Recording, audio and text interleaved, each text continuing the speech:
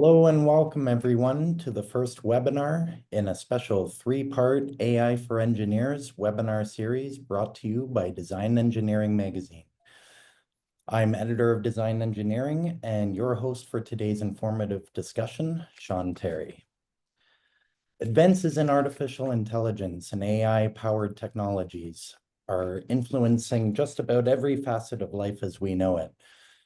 For design and manufacturing industries, its impact has been significant, lending greater capabilities to users than ever before. During today's session titled Edge AI, our presenters will take us to AI at the edge, highlighting the ways in which current models are making AI faster, more scalable, and more accessible for engineers across all industries, from robotics to automotive and beyond. I'm sure we're all excited to get into the content, but first I'd like to let everyone know that we'll be holding a brief question-answer period once the presentations have concluded. If you have a question for one of our presenters at that time, be sure to use the question tab and we'll do our best to get to as many as we possibly can. Also, for your note, this session is being recorded and will be made available for viewing at a later date.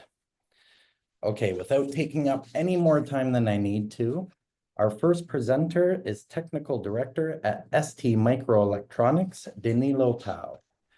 Holding an electronic engineering degree from Politecnico di Milano, Danilo specializes in video coding, embedded graphics, and computer vision standards. A prolific researcher, he boasts a host of patents, publications, and invited talks. He joins us here today to discuss the need for the development of scalable and accessible edge AI solutions. Please welcome Danilo Pau. Thank you so much, Sean, for your really nice introduction. And today I would like to elaborate a little bit with all of you the meaning of edge AI. You know, AI can mean easily deployments in the cloud where virtually unlimited assets are available, computation, memory. I mean, that's all what a machine learning engineer requires to run own workloads. But then there is another perspective, which is the edge. And working at the edge means essentially to work in a deep state of necessity, where these virtual unlimited resources are definitely not available. So let's review together also, what does it mean today, now, edge AI? Everything started for the most of us with the innovation of AlexNet, a neural network that on 2012 won the Image Large Scale Visual Research Challenge and opened an area that was known as computed limited area. It means that the assets are available in terms of memory, computational complexity, available on off-the-shelf GPU were in excess than the needs of AlexNet and the others that came later, which means that there was a big opportunity to fill the gap between the complexity of the neural network and the assets available for a GPU to conceive, devise more accurate workloads and also more performing.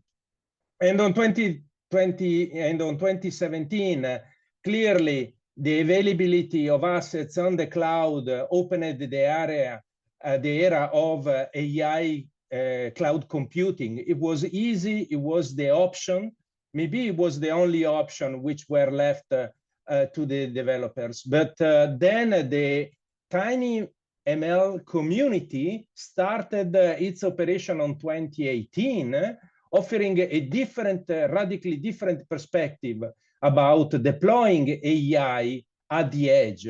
In the state of necessity I was mentioning before, and this opened a period which I would say is continuing these days, but it was really taking momentum from 2019 and the year after, up to the point that the industry understood that it was of paramount importance and in their best interest to start investments, not only to implement in software at the edge of microcontrollers, machine learning approach, but also to produce chips with hardware acceleration. And this is what's happening these years, where we see and we are seeing proliferation of edge AI products with neural processing unit. And this is the area also I would call fixed function AI, where essentially the focus was on low power processing, the need to analyze the data, being reactive, and provide high level assessments of the data which were feeding these edge AI product. And there were challenges associated to this. One was the capability to deal with tiny resources, limited memory, even in the range of kilobytes, of hundreds of kilobytes, both RAM and flash, and computational complexity, really limited energy available. TinyML was also defined as under 1 milliwatt solutions, but still requiring to assure high accuracy, even if the models were tiny and were characterized by less and less parameter compared to the one to AlexNet, which was rich of parameter, for example. And then also without requiring floating point computation, but wonder why floating point computation was easy to achieve, because machine learning was trained on GPUs, and GPUs implement natively floating point double precision. So that was the solution of choice. But when we go on edges, essentially sensors do not produce floating point numbers, produce a limited amount of bits per sample, 8 bits, 12 bits, 16 bits per sample. And then we need to deal with the device and deal with workloads as of such data representation. But one of the most important things is that manual deployment, uncrafted deployment, certainly was not going to be productive for the most of us. And therefore, we all belonging to both the machine learning community and embedded system community, we required automated deployments on edge devices because the plethora of edge devices was huge. And in fact, it was not only huge, but is also heterogeneous in the sense that from one side, we have the sensors with AI embodied capability, which means a few tens of kilobytes of memory, RAM, no flash, up to few megahertz of clock frequency, and with heterogeneous data bit depth representation, including the capability to run binary representation, binary neural network. In the middle, microprocessor and multiprocessor, microcontroller especially, with richer availability of embedded RAM up to few megabytes, also on flash, up to 600 megahertz of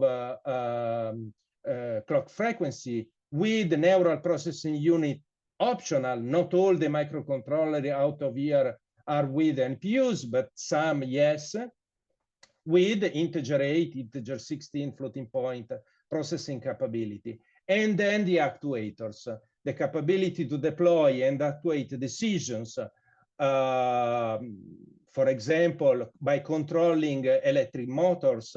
And once again, with the microcontrollers embodying limited RAM and limited capabilities. So that you see that we have a huge heterogeneous amount of devices because sensors are very different from microcontroller being RISC-V or ARM Cortex A or M instruction set.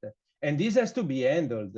Handled, what does it mean? It means that the machine learning community was and is familiar with deep learning frameworks, which are the usual Google one, Keras, TensorFlow Lite, including also QKeras for deeply quantized neural networks and the like. And then on the other side, we have all the other frameworks which export form representation in the ONX format, such as MATLAB, scikit-learn, PyTorch, and the like. So all of these export representations that, as they are, cannot be run on these edge assets, because edge assets need to be programmed using compilers, NCC compiler, integrated in development environment, which are the full choice selection of the embedded developers. And there is a plethora of IDEs that one can choose. But for processing, obviously, applications require data, and data come from sensors, and may or may not use real-time operating systems. And typically in IoT device, you have a plethora of sensors which provide a plethora of different heterogeneous data, which may require different type of machine learning workloads to process them, and to process and execute on the heterogeneous hardware that I was mentioning. So sensors, microcontroller for IoT, for automotive, for a huge number of applications. And for example, ST offers more than 800 products in such a respect. So you understood what was the challenge, because I mentioned it before. The challenge was to deal with such heterogeneity in terms of deep learning, neural network, hardware, even layers, because you can build up neural networks and machine learning workloads with a huge number of layers, mixing and matching at your free will. And how we solved this problem? With one technology, which is called ST-AI technology, ST-AI core technology, which essentially automatize the deployment of machine learning workloads on this heterogeneous kind of hardware, including sensors, microcontroller, microprocessors for IoT, for automotive, and the like.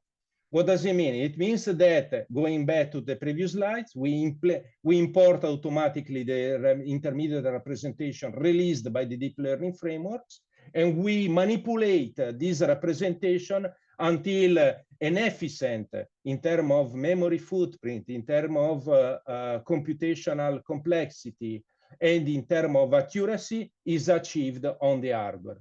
What does it mean, accuracy? It means that the technology is lossless in the sense that it doesn't deteriorate the accuracy that has been achieved during deep learning framework. So it's a kind of lossless code generation, but optimized for these targets. Obviously, you could be exposed to all these detail of, in terms of IDEs, in terms of development frameworks, but our choice was to make a uniform your experience across this hardware through a unified core technology that you can get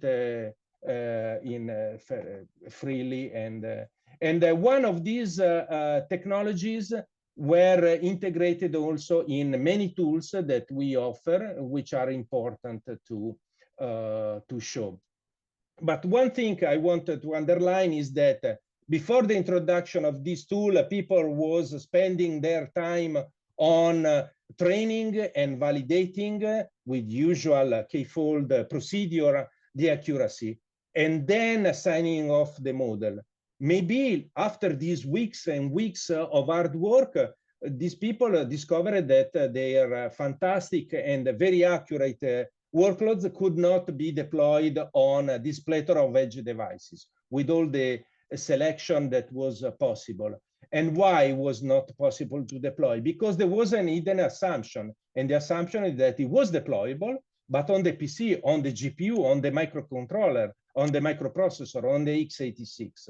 While through the core technology, essentially we changed the way, from a methodological point of view, the way people started to develop deployable at the edge workloads, which means that through our tools, in a matter of minutes, that I would love really to show to you, essentially you can, by submitting to our tool your neural network, understanding and measuring in a very detailed way, quantitatively, the complexity in terms of multiply and accumulate, memory footprint, which is a result of the tool capability to compact and to reduce, to optimize both the memories and also the memory's footprint and also the computation.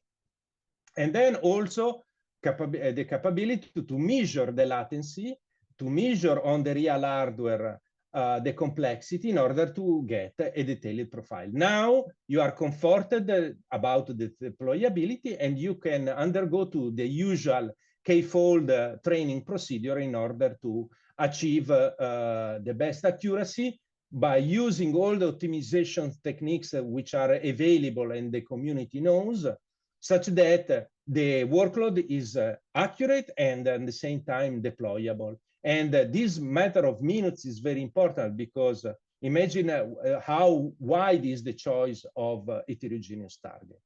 And one embodiment that I love to mention is the developer cloud. So the developer cloud essentially is this guy, which I wanted to share with you, is a browser interface. You get access to the backend. The backend is a computer which is inside ST. There are multiple instantiations, and to which are attached real boards.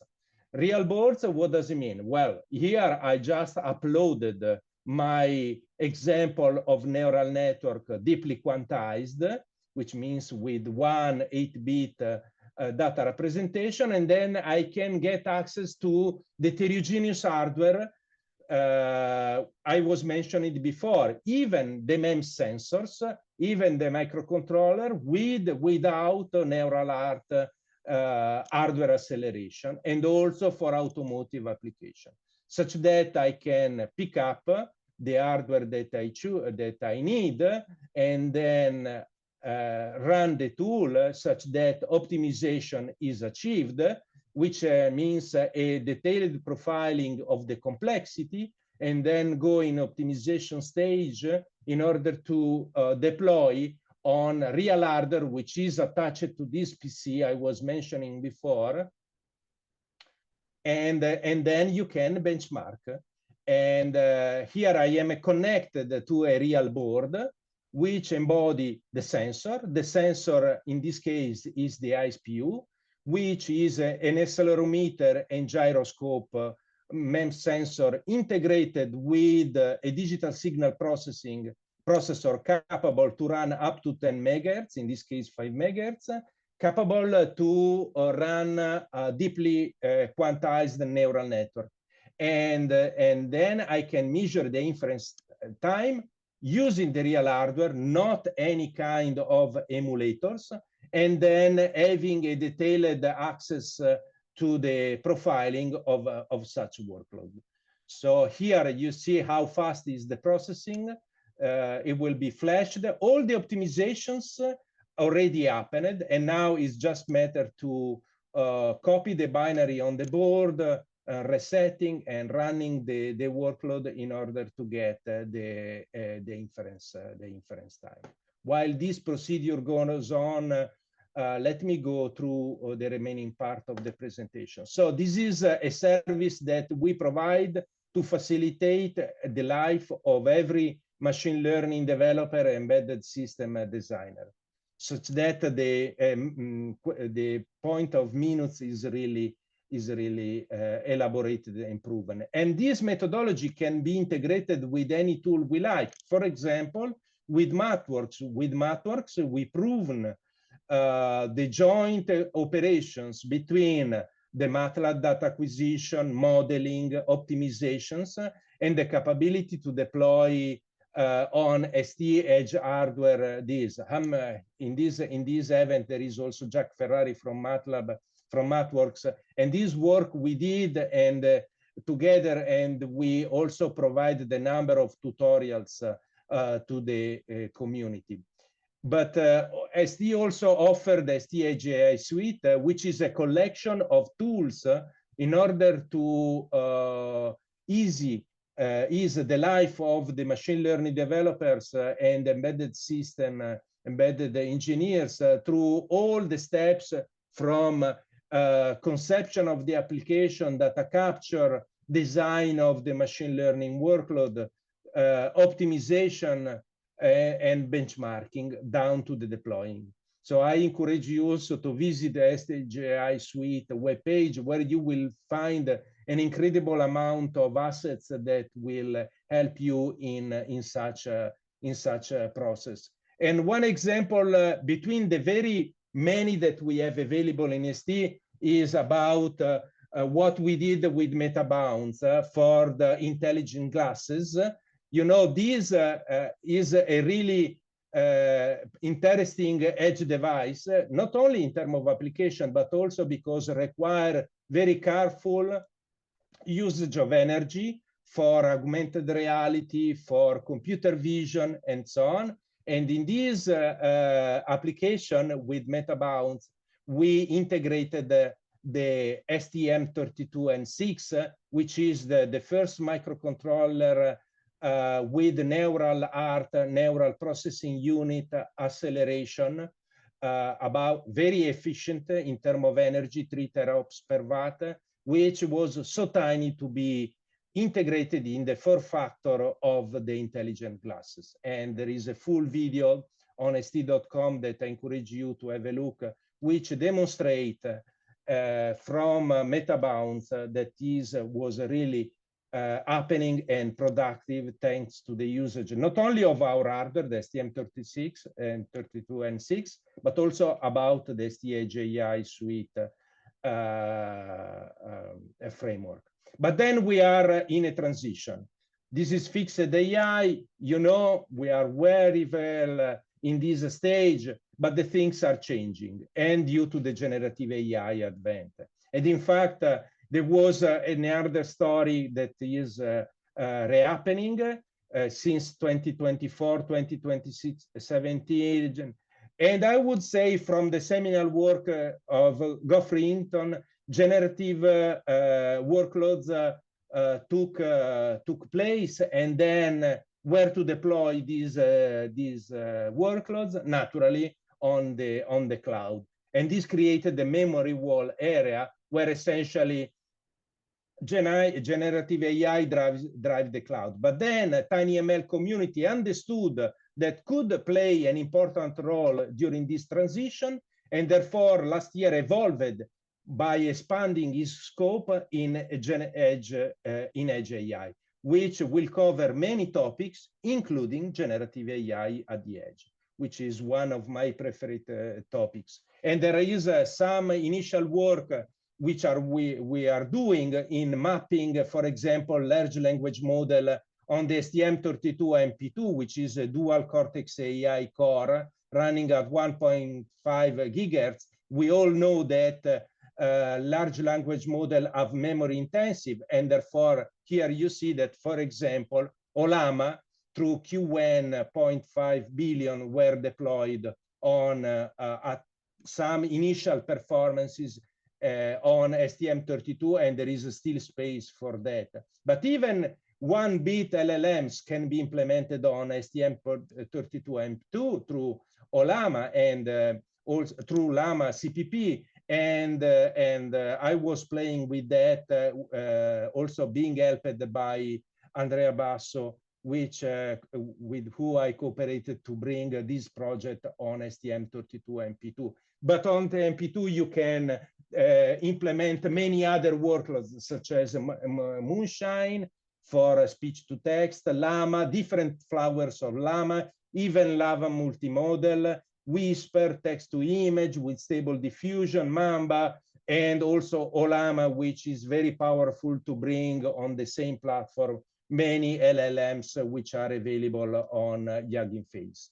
In terms of processing, also on STM32N6, we demonstrated at Embedded World anonymization, which was developed with FBK, which is a research entity based in Italy, in Trento. And we demonstrated that through generative AI, anonymizations can run being accelerated by the NPU neural art of the STM32N6 at very interesting performances, 10 frames per second.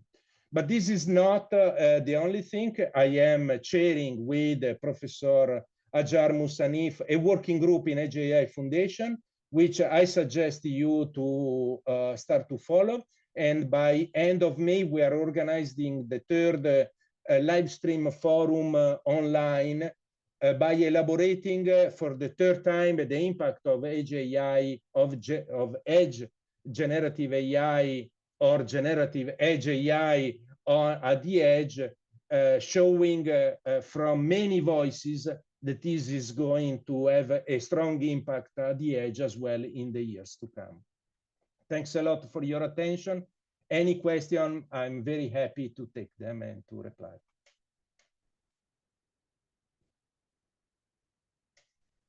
Thank you so much for that, Danilo. That was excellent, a fantastic dive or glimpse, at least, into Edge AI and its many capabilities. Thank you so much. We'll bring you back at the end of the presentations for some questions and answers.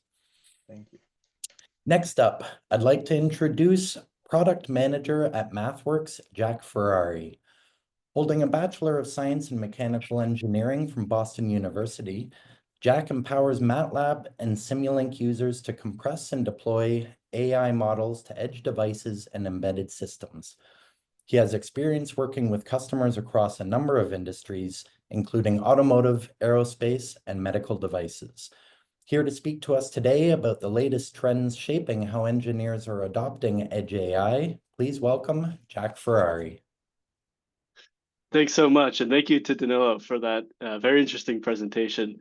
Thank you again for joining today's webinar. As mentioned, my name is Jack Ferrari, and I'm a product manager at MathWorks, where I focus on Edge AI, helping engineers bring powerful AI models to various types of edge devices. Today, I'm excited to share the latest trends and some practical insights that are shaping how engineers are adopting Edge AI from the MathWorks perspective, hopefully to complement Danilo's thoughts that he shared from STMicroelectronics. With all these, we hope that you can stay ahead of these trends and make the most of these advancements in your own projects. So just to start a brief recap on MathWorks. So today, millions of engineers and scientists worldwide are using MATLAB and Simulink as fundamental modeling and simulation tools for research and development wherever engineering and science are being applied. Today, there's over 5 million users of our products in over 180 countries, and our software is used at over 100,000 organizations worldwide, including all the top automotive and aerospace companies. In terms of the industries where we play, our software is used in over 15 industries, from aerospace and automotive, as mentioned, to biotechnology, energy production, medical devices, railway systems, semiconductors, and many more. And while some of these industries are certainly progressing in their adoption of Edge AI much faster than others, what's been very interesting to see is that what they all have in common is some interest in Edge AI, and they're all bringing interesting different use cases in ways that they can apply it. So as mentioned, Edge AI, we're diving into this fascinating technology that's been quietly weaving itself into the fabric of our everyday lives over the past few years. From wearables that are giving us personalized health tips to drones boosting farm productivity, Edge AI is there processing data on the spot and providing real-time insights. It's in our cars, making them safer and smarter, and in robots that are transforming various industries. As AI continues to transition from the cloud to local edge devices, it's shaping a future where intelligent systems are blending seamlessly into our surroundings and bringing us greater efficiency and richer experiences. So today, I'd like to cover the various benefits that Edge AI is bringing, and also some trends that are shaping how engineers are using it right now. So the first primary benefit of moving AI from the cloud to local edge devices is latency reduction. So by processing data on the spot without having to transmit it over to the cloud, where an AI model historically has been run, we can minimize latency and enable faster decision making and many times real-time responsiveness. And this is critical for many applications such as autonomous vehicles and industrial machinery. Next benefit of Edge AI is bandwidth optimization. So with models running locally, Edge AI is reducing the need to transmit data to centralized cloud servers, and that's leading to reduced cloud costs associated with data transfer and storage. Next, Edge AI systems can operate independently of network connectivity, ensuring continuous operation and even reliability in remote locations or in places where continuous connectivity can be challenging to come by. And this is unlocking a whole new set of use cases for AI models and engineered systems that weren't available previously. And finally, Edge AI is enhancing the security of these various systems by processing data locally, again, reducing exposure to attacks and data breaches, enabling real-time threat detection, and supporting privacy and regulatory compliance. As sensitive data like images, audio, or personal information never needs to leave the device, there's a reduced need to send it to external servers over the internet and store information in centralized locations. So while the advantages of Edge AI hopefully are clear, engineers today are being forced to navigate a rapidly evolving landscape shaped by some emerging trends, technological trends, and challenges as they work to implement these solutions in the real world. From our perspective at MathWorks, I'd like to briefly touch on 4 trends that we're seeing shape how engineers are applying Edge AI. The first is a shift from the use of general purpose AI models to domain-specific models tailored to particular applications in areas like industrial automation, medical diagnostics, or predictive maintenance. Second trend is that engineers are using Edge AI to enhance complex, many times already existing engineered systems. And this is bringing a host of challenges and opportunities, which I'll cover in a moment. The third is that our advancements in model deployment tools, Danilo covered a few of these previously, but really these are enabling engineers to deploy increasingly intelligent and sophisticated models to edge devices, enabling to use their hardware resources more efficiently and get more essentially from what they have available to them. Finally, as Edge AI is considered for safety critical engineering applications, we're seeing an increased focus from regulators and certification bodies and methods for verifying models and ensuring their reliability, robustness, and explainability. This includes the development of standardized testing protocols, formal verification techniques, and continuous runtime monitoring frameworks to guarantee that AI systems can perform safely under a wide range of real-world conditions. So diving into this first theme of domain-specific AI models, engineers are increasingly focusing on developing these sort of tailor-made models for edge deployment for specific tasks like predictive maintenance, visual inspection, virtual sensing, or using software to replace physical hardware sensors, and also data-driven control. Unlike general-purpose AI models, these models are optimized for efficiency and performance in their particular contexts, and they're enabling real-time processing and decision-making directly at data sources. By focusing on the most relevant features and data for a particular task, these domain-specific models benefit from reduced computational load, making them more cost-effective for widespread deployment and edge devices. There's a very wide range of these use cases available, and really what's shown here is just scratching the surface of what's out there. These models can be made to operate on a variety of inputs, including data from cameras, LiDAR, radar, temperature sensors, accelerometers, and more. What's interesting to note with these models, though, is that typically a solid degree of domain expertise is required to effectively develop them, both to identify the value or opportunities where AI is going to be actually useful to replace or enhance an existing system, and also to collect a sufficient amount of useful and representative training data for a model. The next trend is in Edge AI enhancing engineered systems. So as mentioned previously, Many companies across a wide range of industries are using MathWorks tools to develop the mechanical, electrical, control, and signal processing components of their products and ensure they all integrate together properly. Now we're seeing that many are looking to add AI algorithms into these systems to enhance their performance in various ways.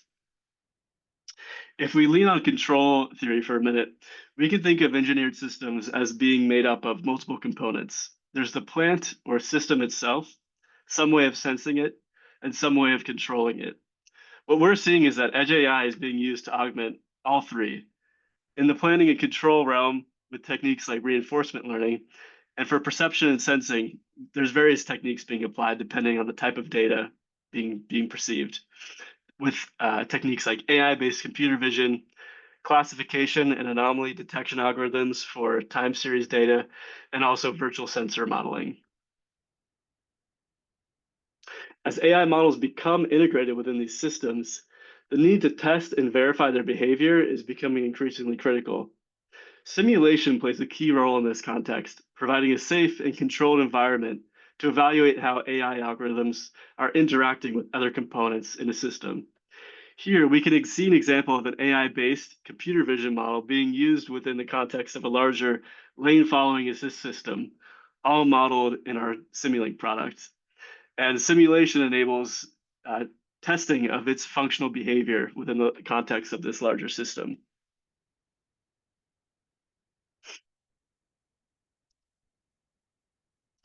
Onto the third trend.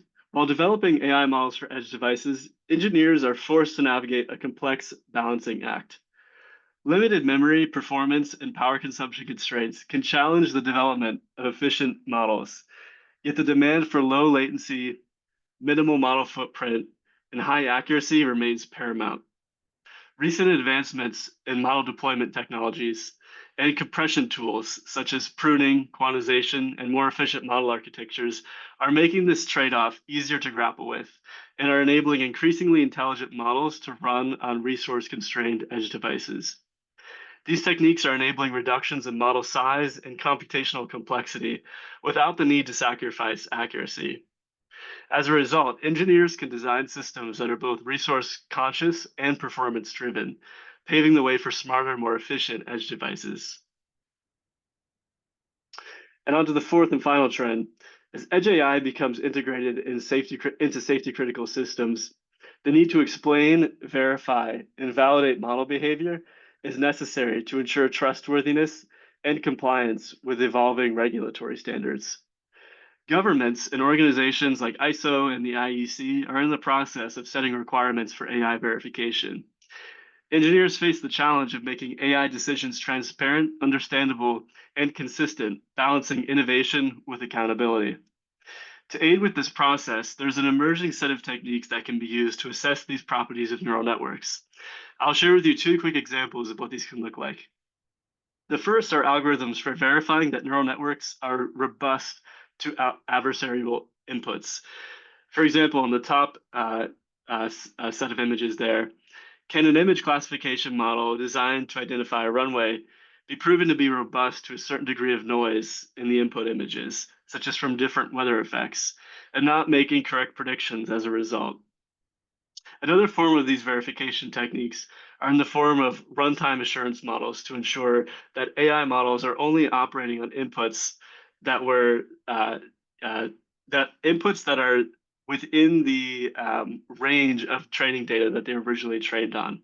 And if the model begins to see inputs that are outside of this range or statistically different, then the model can throw a warning, and perhaps a non-AI based decision method can be fallen back to.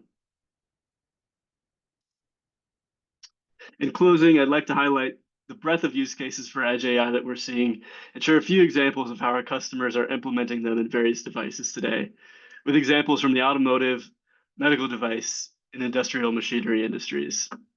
Thank you again for listening to this overview on how engineers are adopting and using edge AI today. And thank you again for listening. I'm happy to address any questions you have in the upcoming Q&A with Danilo. Excellent. Thank you so much for Jack. That was great. Again, fantastic dive into Edge AI, some of the trends that engineers or that are influencing engineers' decisions. Danilo, if you could come back, we received some questions during your presentations. It looks like a handful, probably a couple for each of you. Danilo, I'm going to start with you. Someone is asking, in your opinion, for small and medium-sized enterprises and their engineers, what are some of the challenges that you're seeing with respect to the adoption of AI? Yeah, thanks, Sean.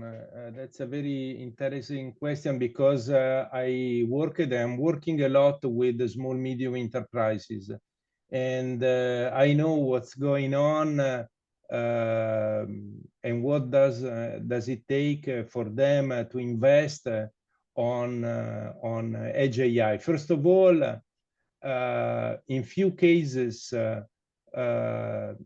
medium enterprises, small medium enterprises were trying to deploy AI on the cloud, but that was really expensive, and it was an overkill all in one for their investments.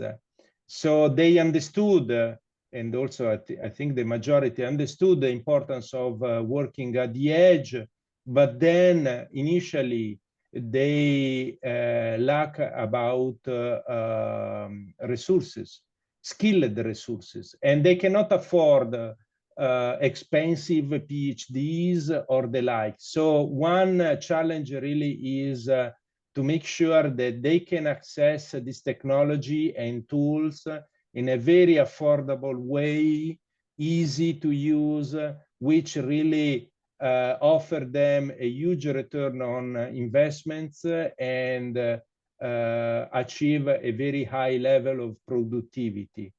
Automation for them is of paramount importance, and also making sure that the problem they solve are supported by reliable and low-cost solutions that can scale across the various domains that they serve.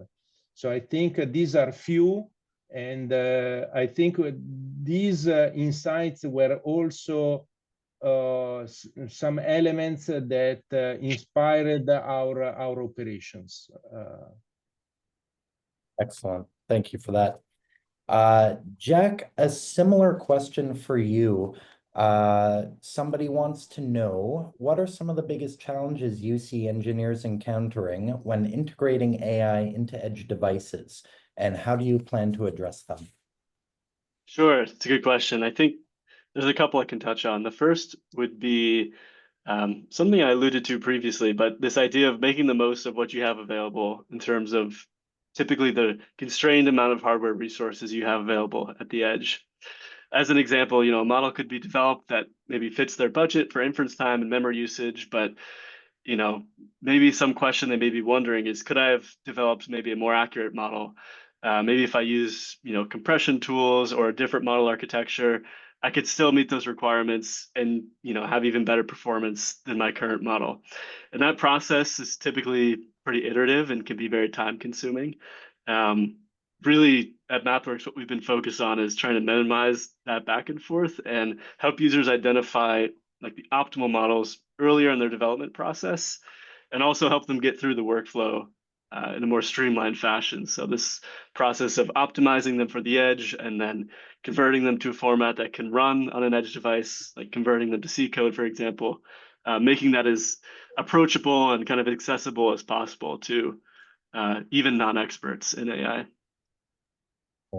And then I think another interesting trend too, kind of related to that workflow, is if you look at the landscape of tools available today, it's typically can be quite fragmented, and sometimes one tool might receive an update, the other one doesn't, and gaps can start forming within different workflows. And I think a unique aspect to our approach is that we're constantly testing each of the workflows tools with each other and making sure we're always providing some kind of cohesive solution. So yeah, I think in both ways, we're trying to just make this technology more accessible to engineers interested in edge AI. Great response. Danilo, I've got another one for you here. Looks like somebody trying to dig in a little deeper into your presentation. Which optimization techniques help to deploy AI at the edge? Well, I think thanks so much for this question. I think the space is pretty stable in terms of possibilities, pruning, knowledge distillation, quantization, compression are widely known, studied, and implemented in many solutions. Quantization in particular, it's very interesting because offers the possibility to match the bit representation of the sensor. You know, I was saying during my presentation that the sensors do not produce, and ST manufactures a lot of them. It's an important business for ST. But technically speaking, sensors do not generate floating point numbers. Take an accelerometer, 16 bits per axis. Take a pressure sensor, 24 bits. And therefore, quantization is very important to optimize memory, footprint, to optimize also the computational complexity, to reduce it, and to implement it in the best way. For example, the neural processing unit that we do implement, the STM32 and 6, is particularly optimized to run 8-bit computation, multiply and accumulate, making the computation very efficient. So depending on the sensor representation, it's important to match the sensor representation with quantization. One tool that is available for the community, maybe is still at research level or at experimental level, is QKeras. It's a drop-in replacement of Keras, which is very widely used by the data science and machine learning community, and it offers the possibility to quantize activations, biases, and weights with different bit depth representation between 1 and 32 bits in fractional or integer arithmetic. And this optimization, I think, is very interesting, but it pushes also challenges in terms of training skills and execution of the training itself. Right, absolutely. And I'm sure just a few examples of optimization, but thank you so much for that, Danilo. Jack, one more question for you, unless we get some more here. This is an interesting one. What are the most promising applications of edge AI that you see emerging, and how are companies like MathWorks and STMicroelectronics contributing to these advancements? Yeah, sure. It's a great question. It's hard to choose because there's honestly so many different industries that are finding an interest in edge AI and seeking to apply it. In my experience, working with the MathWorks customers, I think I've seen the greatest opportunities emerge when someone with like very deep domain expertise meets the edge AI skill set, or someone who's trained in the edge AI skill set. Because when their deep knowledge of some specific engineering problem is paired with AI modeling and edge deployment, typically they're able to, find a very valuable project or unlock some significant improvement in an existing system, whether it's in manufacturing, automotive, healthcare, or really any of those industries I mentioned previously. AI really can be applied to a lot of different problems, but how it can be done so, I guess, effectively and repeatably and in a verified fashion, and also in a way that can meet the resource constraints of existing edge devices, is the problem. But when you pair kind of that skill set with an engineer with deep expertise in a specific area, typically that's where you can see, the real like magic happen. And we're really helping to accelerate this transition by, partnering with companies like STMicro, who are developing, the latest advancements in hardware that's going to run these models, and providing tools to our users that, again, like I mentioned, allow non-experts, not just AI specialists, develop, test, and deploy their edge AI solutions in a cohesive set of tools. I think if I had to choose one I find very interesting and compelling right now, it's maybe virtual sensors. We have some pretty interesting examples and use cases we talk about on our website, but really the idea is making estimations of physical measurements of physical properties with software instead of with physical hardware sensors. I think a really good example of this is how the state of charge of a battery is measured for something like an electric vehicle. In practice, it's very difficult to measure that directly. It can be very expensive as well. And so engineers are using machine learning techniques like neural networks to basically infer the battery state of charge based on other more easily attainable values like voltage, current, and maybe temperature of the surrounding environment. And so that's a technique where an AI model localized to a device like a car can be deployed to provide more accurate estimates of a really important measurement, in this case, the state of charge of a battery. So we're seeing that happen across many different use cases. And what's really exciting and interesting is typically it's the domain experts who have some inkling or some initial idea of where that may be useful to be applied, who can pair themselves with this edge AI skill set and unlock these new interesting use cases. Absolutely. If there aren't any more questions, we can wrap up the webinar now. Thank you so much to everybody for attending. And of course, thank you so much to our fantastic presenters, Danilo Pau and Jack Ferrari. Your insights, I'm sure, are very much appreciated, guys. Thank you so much. To folks in the audience, if you happen to miss any of today's session, not to worry, this webinar is being recorded and will be made available for viewing at a later date, and we will let you know when that is. That's it from Design Engineering Magazine and part 1 of our special AI for Engineers 3-part series.